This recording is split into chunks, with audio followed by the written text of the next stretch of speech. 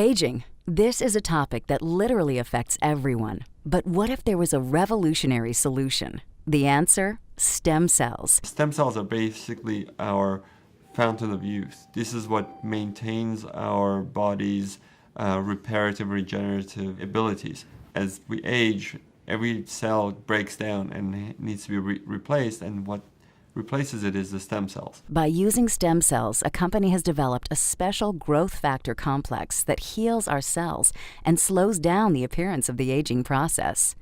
The process begins with the search for the best stem cells in the human body. The stem cells are found within the body's fat layer. By using a sterile and specialized syringe, doctors extract a mixture of fatty tissue and a group of healthy stem cells. Laboratory technicians then separate the stem and fat cells by using a centrifuge system. From here, the stem cells are placed in a petri dish and given food they need to grow.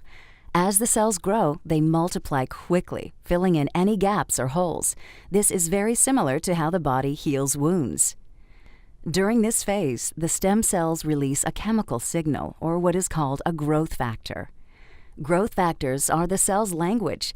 This is how thousands of cells communicate, enabling each other to do one vital function: repair and regenerate tissue in the body.